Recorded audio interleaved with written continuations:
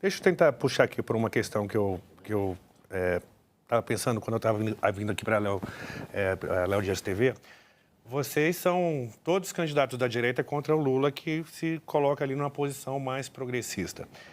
Como tirar voto, por exemplo, do Flávio Bolsonaro, que é o candidato mais identificado com essa direita, se esses escândalos, essas confusões que ele tem se metido aí desde que ele começou essa disputa presidencial, a gente percebe que as pesquisas ele não está perdendo essa massa muscular de votos. Eu acho sim. A pessoa que é de direita e está nos assistindo, ela tem que entender.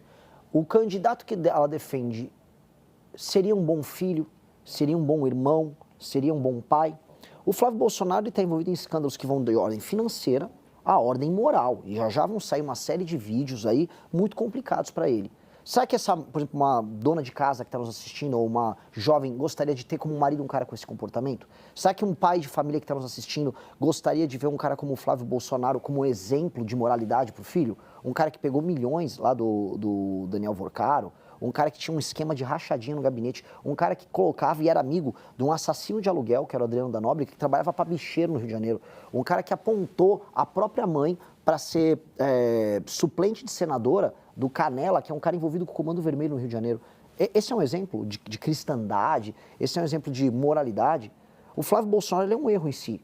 E eu acho que as pessoas vão começar a discutir política agora, porque a gente tem a Copa do Mundo, é natural, ela dragou a discussão política nas últimas semanas. E agora as pessoas vão falar de política, agora as pessoas vão ver os escândalos, e elas vão ter que fazer escolhas. Então, tem duas coisas. As pessoas têm que tomar a melhor decisão possível sobre um candidato, e conhecer o candidato que melhor reflita um projeto para o Brasil, e também eliminar candidatos que não batem com o que elas acreditam. O Flávio Bolsonaro não bate com o que as pessoas acreditam. Lula e Flávio Bolsonaro já demonstraram já sinalizaram, na verdade, que não vão participar nesse primeiro turno de debates políticos, ainda mais se a sua presença for confirmada. Como é que vai ficar um debate entre a sua candidatura, Ronaldo Caiado e Zema, por exemplo? Pois é, eu estou muito chocado com isso, porque a campanha do Flávio começou a fazer um trabalho nos últimos dias de falar, o Renan não tem diploma. Porque eu passei na USP, na Faculdade de Direito da USP, melhor faculdade de Direito do Brasil, e larguei... Direito, né? Direito. Uhum. Larguei para trabalhar. Fiz um sacrifício na minha carreira, no meu currículo, para trabalhar. E eles, não, o Renan é um analfabeto. Falaram que eu tenho um currículo pior que o do Lula. Ah, tudo bem. Aí eles não querem debater com o analfabeto aqui? Estão com medo de debater com o cara que não tem diploma? O Flávio ficou botando toda essa campanha, não quer me encontrar. É igual o diabo vendo a cruz. Ele me vê e não quer ir. Qual o problema? Eu não sou um analfabeto que não tem diploma, ele não devia ter medo de me encontrar. E quando foi esse litígio de vocês? Porque o MBL também ajudou ali a criar o bolsonarismo, né? Ajudou a criar no sentido de... A gente ajudou a criar a direita no Brasil. E aí o bolsonarismo, ele se apropria da direita. Mas a gente nunca se deu bem com eles. No máximo, sim, eu já tive uma conversa aqui e ali com o pai, com o Jair. Mas sempre a gente foi uma outra coisa, um outro estilo, um outro jeito de ser. Você acha o Flávio pior do que o Jair? Muito. Acho que o Flávio é apenas um sujeito corrupto. O Flávio é um cara que nunca teve um trabalho além de ser político. A primeira coisa que ele foi fazer da vida foi ser deputado estadual no Rio de Janeiro, eleito pelo pai. Lá ele não sabia fazer nada, ficou comprando casa e fazendo o que eles chamam de rachadinha, que é basicamente pegar o dinheiro do salário dos funcionários que fingiam que trabalhavam e botar no bolso. Eu não tenho nenhuma afinidade com um cara que faz isso. Eu não consigo me imaginar como você sequer é amigo de um cara desses. E você tem as mesmas críticas a Caiado e a Zema? Não, eles não são. Eu não vejo o Caiado e o Zema como figuras corruptas. Não, eu acho que eles são dois políticos que eu não concordo com a estratégia de carreira deles. Eu não concordo com eles não terem feito oposição ao bolsonarismo nos últimos anos. Tanto que a gente só está nesse problema em que um Flávio Bolsonaro está, por enquanto, em segundo lugar, porque só o meu grupo falou, isso aqui é corrupção, não posso aceitar. Agora, dito isso, foram dois governadores, o Caiado participou comigo do período do impeachment, tem uma afinidade, eu acho que tem uma relação melhor com o Caiado, o Zema nunca tive com ele pessoalmente, mas eu não coloco eles na mesma categoria do Flávio. Mas você aceitaria, no eventual segundo turno que você estivesse, você aceitaria o apoio deles? Com certeza. E daria apoio a eles? Olha, eu não trabalho com nenhuma hipótese em que eu não esteja no segundo turno. Naturalmente, eles não são os Bolsonaro. E eu acho que eles são duas pessoas democráticas e duas pessoas em que você pode conversar, até compor governo. Eu não comporia governo com ninguém, porque meu partido político é um partido que vai chegar ali próprio poder e vai tocar um projeto, mas eu não posso te responder isto simplesmente porque eu não vou imaginar e nem passar para o nosso espectador a ideia de que eu não vou para o segundo turno. Eu vou para o segundo turno. Para a nossa audiência, eu queria que você explicasse um pouco melhor sobre o seu plano econômico. Como é que é o Estado mínimo para você? Eu não acredito em Estado mínimo. Eu acredito em Estado necessário nas áreas que eles precisam ter. Então, por exemplo, você mora numa favela e está me assistindo, e o crime organizado te castiga, você mora numa favela no Rio de Janeiro e você não pode pegar um Uber porque o Comando Vermelho não deixa, vai ter muito Estado. O Estado vai entrar lá, vai destruir o crime organizado, vai pavimentar as ruas, vai desfavelizar aquele lugar, vai criar bairro, vai arborizar, vai montar uma escola, vai montar delegacia de polícia. Você acha que o Estado tem essa estrutura para fazer isso? Precisa ter. Só que o que ele faz? O Estado hoje gasta demais com super salário, com um arranjo, com um modelo de gastos que não funciona. O governo brasileiro é um dos que gastam pior no mundo. Tanto que o Brasil está muito endividado e esse endividamento está subindo. É por isso que as pessoas que estão nos assistindo tentem fazer um parcelamento no cartão. É só pegar o celular e ver. Os juros vai ser altíssimo. No mundo não é assim. Tem lugar que tem juros até negativo. E por quê? Porque o governo gasta muito. Onde o governo gasta muito, o governo vai... Eu vou tirar o governo, vou fazer o governo gastar menos. Onde o governo precisa gastar, especialmente habitação e segurança, o governo vai gastar. Agora, vamos tentar entrar aqui num bastidor dessa relação de Flávio Bolsonaro e Michele Bolsonaro. Como é que você tem assistido essa movimentação? Michele quer realmente fazer uma ruptura da família, quer entrar com um novo bolsonarismo. Você acha que ela seria uma figura mais palatável, digamos assim, para esse eleitor que não quer abrir mão do Jair Bolsonaro? Eu acho difícil, tudo isso é muito difícil, porque assim, uma coisa é eleitor do bolsonarismo, outra coisa é militância. A Michele não tem a militância que a família Bolsonaro de sangue, vamos colocar, tem. Ela é uma figura eleitoralmente mais interessante do que o Flávio, mas ela não tem militância. E o bolsonarismo cresceu muito por militância. Eu sei disso porque eu também tenho militância. Existe uma diferença entre eleitor e militância. O que te mantém vivo é o militante. São as pessoas que trabalham com você, fazem campanha. O eleitor vota. A Michele, cruzando a linha e se tornando uma liderança, morre de vez a militância do bolsonarismo. E aí eles têm um futuro muito incerto, porque se ela não ganha uma eleição, eles não têm mais nada. Porque se o Flávio não ganha a eleição, a Michele não sai para o Senado, mirando em 2030, o Carlos Bolsonaro está arriscado também de não ser eleito lá como senador. Ficaria o Eduardo Bolsonaro lá nos Estados Unidos articulando o tarifaço. Fica realmente o articulando o tarifaço mesmo. Não mas aí ficaria o Jair Renan como deputado federal, seria o grande salvador da família, assim? Essa é uma pergunta bem engraçada. Sim, o Jair Renan seria o salvador da família. Mas pelo assim, a árvore você vê pelos seus frutos, né? É um recorte atual. É um recorte muito verdadeiro. É um risco. É um risco concreto. Porque as pessoas, assim, em Santa Catarina, tá todo mundo de saco cheio com essa ideia do Carlos Bolsonaro se impor como candidato ali. Até pessoas que não são da família, eles pegaram o Hélio Negão e mandaram concorrer lá na região norte. Mas ele errou até a bandeira do partido, do Estado, quando ele foi fazer o lançamento. É uma coisa de achar que o eleitor é gado. O eleitor tem que aceitar qualquer coisa. Você está falando dessa coisa da questão da militância e também da afinidade com, assim... Uma coisa que chama muita atenção em relação ao MBL, à Omissão, é que vocês conseguiram fazer uma capilaridade desse movimento em todos os estados, né? Vocês conseguiram construir aí palanques em todos os estados, inclusive conseguiram até fundar o Omissão, coisa que o bolsonarismo não conseguiu, o partido político que o Bolsonaro tanto queria. Acabaram migrando para o PL. O Missão, ele é aquele tipo de partido que não quer conversa com outros partidos, que vai caminhar sozinho. Você não tem ainda um nome definido para vice? Já tem? Como é que está isso? Eu tenho vice, é o Coronel Haroldo. Reserva, né? É um sujeito... Confirmou mesmo ele? Confirmei. Um sujeito brilhante. Vai ser chapa puro sangue, então? Sim, mas não porque eu não quero conversar com outros partidos. Na verdade, se eu vou ser presidente da República, eu vou ter que conversar com todo mundo. O recado que eu deixo para o eleitor aqui, ó. Eleitor... Você vai terminar votando em uns 300 ladrões que vão ser colocados no Congresso. E eu vou avisar, o eleitor vai votar em um monte de ladrão. Goste eu ou não. Assim, eu ganho a eleição, eu vou eleger uma bancada, mas o eleitor vai chegar lá e vai votar em 300 ladrões. Em vários lugares do Brasil. Isso vai acontecer, porque já aconteceu em todas as últimas eleições. E esse é um grande problema, porque já que o eleitor decidiu colocar um ladrão lá no parlamento, eu, como presidente, vou ter que negociar com esse ladrão. E aí eu vou ter que fazer composições que não envolvam corrupção, que não envolvam privilégio, mas que envolvam tocar o nosso projeto. Você acha que isso é possível? Você presidente, não ter um partido muito grande, não ter uma bancada muito grande, você vai ter que negociar, porque a gente hoje vê como é que funciona o Congresso. Como é que você pretende governar o país sem ter um diálogo aberto com o Congresso? Tendo diálogo aberto. Mas Tem. republicano... Republicano ao mar, porque assim, se eu fui eleito... Você acha que existe diálogo republicano com o Congresso? Se não tiver, vai ficar ruim para todo mundo. Se a gente vai, o impasse vai ser para todo mundo. Mas aí o que acontece? Aí alguém vai ter que ceder. Quem não vai ceder é o país nem o presidente da República. A gente vê histórico do Congresso pressionando. O Congresso pressiona, mas quando o governo tem muitas fragilidades.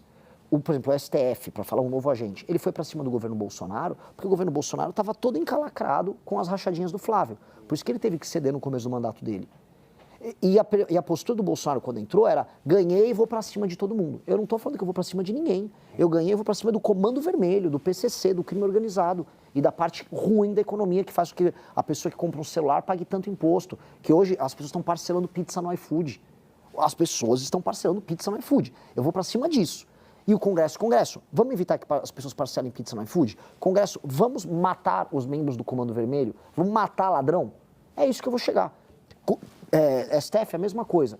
Então eu vou adotar uma outra postura. Está aqui minha lista de propostas, eu ganhei a eleição com essa lista de propostas. O povo escolheu um cara de um partido que foi fundado há 8 meses atrás para defender essa lista. Eu vou chegar para todos os presidentes de partido, estou te falando aqui em primeira mão. Eu vou falar, presidente do partido A, B ou C, assina aqui, faz uma resolução e assina, você vai apoiar isso. Pode participar do meu governo. É isso. É para defender o que a gente ganhou na urna. Ponto. E nós vamos ter que ir a maioria nisso. Eu não vou ficar arrumando briga à toa, não é a minha função. Assim, enquanto os políticos ficam brigando lá em Brasília, ficam se xingando, o Xandão isso, aí o Bolsonaro aquilo, aí o Lula aquilo, o seu celular está ficando caro, o seu celular está sendo roubado e ainda você nem consegue pedir uma pizza porque você tem que pegar o celular e parcelar ela. Esse é o fim. A gente está no fundo do poço nesse instante. E agora, como é que seria a escolha do seu ministério? Seria de integrantes de outros partidos, de apoiadores, ou não? Seria uma coisa também 100% puro sangue? Não vai ser 100% puro sangue. Eu vou trazer pessoas, não necessariamente do partido, mas técnicas de várias áreas. Por exemplo, área de infraestrutura. Eu quero trazer pessoas especialistas em infraestrutura, os melhores nomes técnicos. Áreas que você pode ter uma participação Economia, política. por exemplo, já tem um nome? Não posso citar ainda. Não posso citar, eu posso prometer citar para vocês no momento certo, mas eu estou agora fechando, porque agora eu estou naquele momento, agora é uma parte de bastidor engraçada, que eu estou batendo já os 10% em algumas pesquisas. Sim. E é aquele momento em que as pessoas, especialmente economistas famosos, começam a falar, agora dá para andar de mão dada com ele no shopping. No sentido de, eu era aquela menina feia que começou do zero, que ninguém tinha muito, né, esse Renan aí... Não vai dar em nada. Vai dar em nada. Agora, eu posso me vincular. E aí, esse cara fala coisa com coisa, ele não é um maluco. Porque muitas pessoas achavam que eu poderia ser um maluco. Muita gente veio com o exemplo do Pablo Marçal e jogavam no meu colo. Esse cara é um Pablo Marçal, sendo que eu não sou. Eu fundei um partido político, como você mesmo disse, eu tenho livros publicados, eu sou uma pessoa séria. Então, essas pessoas estão agora falando, não, eu posso me associar a ele. E agora eu estou conversando com várias dessas pessoas para construir a área econômica, não é só o ministro, uma área econômica muito sólida. Agora, como é que você, vencendo uma eleição, supostamente, você hoje já tira a pedra? Amanhã você pode ser a vidraça. Como é que você vai fazer essa transição de posição? Eu acho que o fazer o que a gente já faz há muitos anos, que é atirar pedra para os dois lados, faz com que você já seja vidraça, mesmo não sendo governo. Então, o que mais acontece conosco é apanhar. Mas com a caneta na mão é diferente. Sim, existe uma cobrança, porque pelo menos você está tomando pedra enquanto muda as coisas. Hoje eu tomo pedra e não tenho nada. Pelo menos com a caneta você toma uma pedrada, mas falando, eu estou defendendo isso aqui. Hoje eu só tomo pedrada e não tenho caneta nenhuma. Algumas reportagens deram a entender que a sua família tem algumas dívidas, umas questões mal sucedidas de dívidas financeiras. Como é que está essa situação hoje? Você tem conhecimento disso? Tenho das matérias, são matérias muito imprecisas. Porque quem está vendo assim, a família do Renan está devendo um monte de coisa na praça. Não, meu pai trabalhou com recuperação de empresa, ele recuperava empresas. Empresas das mais diversas metalúrgicas têm dívidas. E você assumir uma empresa que tem um problema para tentar resolver é justamente um negócio normal que existe no mundo inteiro. Para a galera entender, sabe qual é a empresa que mais deve em tributos no Brasil? É a Petrobras. Então quer dizer que a Petrobras é um problema? Não. Quantas ações trabalhistas um Carrefour tem? Uma rede de supermercado tem? Uma empresa de jornalismo como as grandes do Brasil tem? Todas têm ações. O Brasil é o país que mais tem ação trabalhista no mundo. Então, naturalmente, se meu pai trabalhou com isso, meu pai vai pegar todos aqueles processos e aqueles processos vão ficar ligados a ele, no período que ele administrar essa empresa. Eu também administrei uma empresa com problema. Trabalhei para recuperar, peguei uma empresa fechada, com os funcionários sem receber por 5 meses, levantei, botei a empresa para andar, fiz a empresa andar muito bem por 4 anos, até vir a famosa crise do governo Dilma, que praticamente todos os negócios médios no Brasil fecharam. E aí, assim, a gente vai recriminar o cidadão brasileiro que está devendo no Serasa, empresa brasileira que está devendo, isso está errado? Não está errado. Muito pelo contrário, as pessoas estão sofrendo num país em que quem é muito rico não deve nada, o Daniel Vorcar não deve nada, político corrupto não deve nada. E aí o cidadão comum está endividado e as pequenas empresas estão endividadas. Então, eu não... chamar isso de um ataque é uma besteira. E ainda tem uma segunda coisa. Falar, não, o Renan faliu uma empresa. Não tem nenhuma falência contra mim. Eu não devo nada de tributo. São dívidas que existiam com uma empresa que eu administrei num período. Você esperava que sua vida fosse revirada do avesso, assim? Óbvio, mas é natural. E precisa ser. Porque quem está no debate público precisa ser escrutinado. Tem alguma coisa mais para vir que você acredita?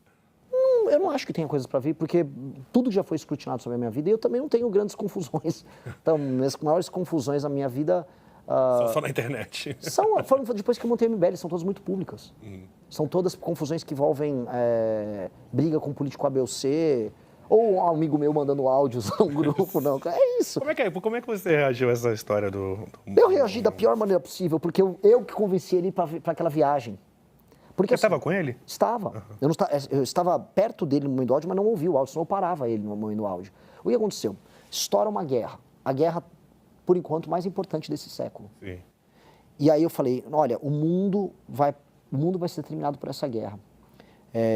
Eu falei para todo mundo, MBL, eu quero ver em loco, porque eu vi o governo brasileiro, na época, o Bolsonaro, defendendo o Putin, defendendo a Rússia, e eu vi o Lula, já solto, na oposição, defendendo. Eu falei, cara, vamos mostrar o outro lado, vamos mostrar o lado da Ucrânia. Mas como a gente vai entrar lá? Não sei.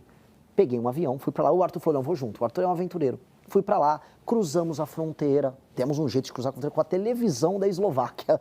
Fizemos uma parceria com a televisão da Eslováquia, entramos.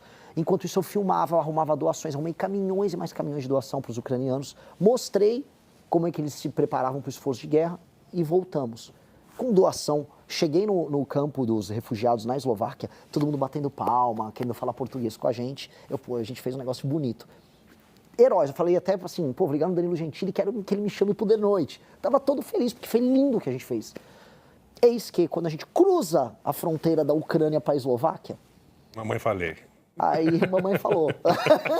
Mamãe falou. Aí ele mete aquele áudio... Mamãe gravei, na verdade. Mamãe gravei. E o pior é que o áudio demorou um tempo para viralizar. Então ainda voltei de carro, na neve, né, porque a gente pegou o avião na Áustria. A gente teve que sair da Eslováquia e ir para a Áustria. Então a gente, tá tudo legal. Nossa, que paisagem linda. Quando a gente chegou no avião, a gente descobre. Foi muito pesado. Não só essa polêmica, mas recentemente também vazou um áudio seu chamando o Nicolás Ferreira, o deputado federal, de... Frango homofóbico. Frango homofóbico. Você acha que vai ser por aí essa campanha de... Não acho, eu nem vazou esse áudio, tá? Esse áudio eu publiquei numa plataforma nossa, que é o Valete Plus. É uma plataforma que nós temos, que é uma rede social própria. E eu tenho uma opinião muito clara. Eu não consigo aceitar pessoas que sejam homofóbicas, abertamente homofóbicas no debate público, que tiram sarro, todo mundo usando isso como uma clave, enquanto na vida pessoal, aparentemente, principalmente no Nicolas, escondem um passado diferente. Qual tipo de passado? Bom, o Nicolas era um cara que tinha um comportamento que se parece muito com um fã de diva pop, com um universo meio gay. Ele tinha um melhor amigo dele que fazia parte das brincadeiras no Twitter dele, que destoam muito do comportamento recente que ele tem hoje. E o que eu não gosto de aceitar é a hipocrisia. Se o Nicolas falar assim, eu sou gay, tá demais, tá beleza. Agora, ficar fingindo que é um heróizão conservador, quando não o é, eu acho isso feio, eu acho isso ofensivo. E eu não gosto desse comportamento homofóbico. Eu acho isso feio, acho zoado. Você acha que ele tem uma vida paralela? Não vou entrar na vida pessoal dele, não vou entrar nesse detalhe, eu só vou falar com o que eu vi publicamente. O que eu vi publicamente é que ele era uma coisa muito diferente do que ele é hoje. Por falar em questão da diversidade, você tem alguma proposta específica para esse grupo? Como é que vai ser o seu tratamento? Porque a direita tem aí um embate com os progressistas em relação a pautas de direitos humanos, de diversidade. Como é que é a sua visão em relação a essas questões? Vou ser muito claro, eu vou tratar praticamente todos os cidadãos brasileiros naquilo que concerne a vida pessoal deles, de maneira a preservar suas liberdades. Eu não vou ser uma pessoa que vou ficar arrumando briga em pautas desnecessárias. Casamento, união estável... Não, eu sempre fui uma pessoa que defendeu união estável e casamento gay. Acho que para mim essa é uma situação que está sedimentada e está dada à nossa sociedade. O que eu não gosto, e aí entra a minha briga à direita, é quando certas linhas são cruzadas, a gente começa a ficar discutindo, aquelas questões, a pessoa não usou o pronome certo aqui, então ela tem que ser presa. Eu acho isso a criação de uma sociedade de desconfiança e de briga mútua, e de lacração mútua. E quem está falando isso não só eu. Caetano Veloso já tirou o pé desse discurso, boa parte da esquerda começou a perceber que isso virou uma loucura.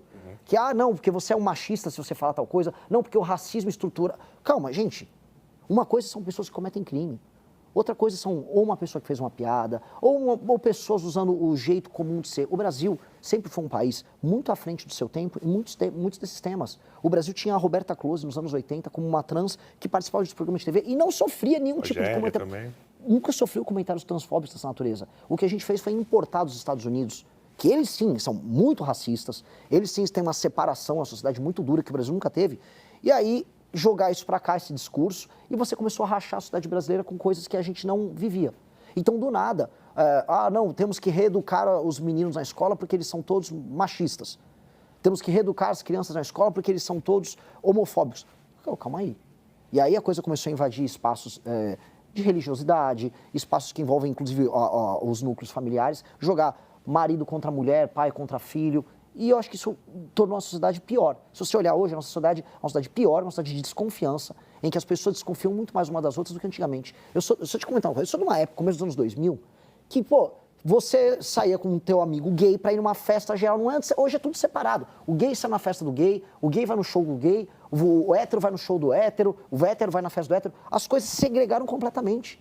Você não pode ter meios, assim, você vai ver rede social, se você é gay, que só o universo gay acompanha, rede social que só hétero acompanha, se você é um esquerdomacho, as pessoas param de ser amigas entre si. Você vê nessa sua fala uma possibilidade de distensionar a polarização, tendo você como candidato da direita com o grupo que se identifica mais com o campo progressista? Porque isso é um dos fatores que um é homofóbico, é transfóbico, ou, enfim, racista.